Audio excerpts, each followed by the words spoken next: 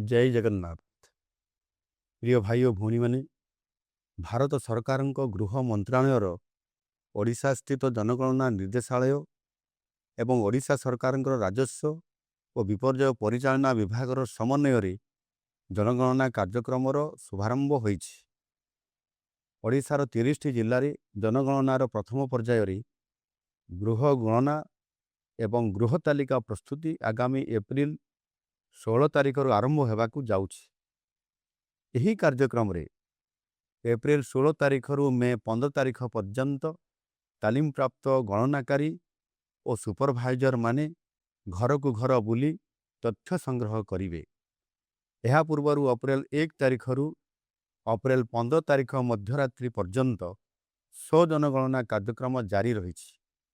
एथिरे self enumeration portal https://ac.census.gov.in माध्यम जनसाधारण निजर तथ्य निजे प्रदान करुछंती।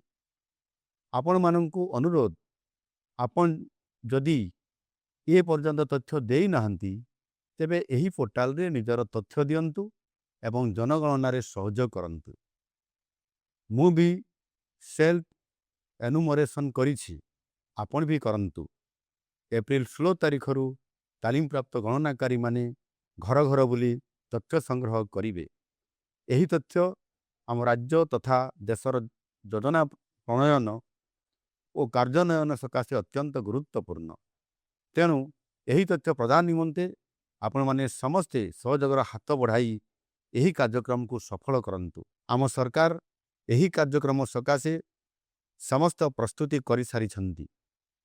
गणनाकारी आपण घर को जो समय तथ्य संग्रह करने पाई जिबे तांको सठिक तथ्य प्रदान करी आम राज्य तथा देशर विकास रे सहायता करंतु। ओडिशा सरकार पक्षरु एही जातीय कार्यक्रम सफलता सकाशे आपणक आंतरिक योगदान निमंते मु अनुरोध करुछि। वंदे उत्कल जननी, वंदे मातरम, जय हिंद।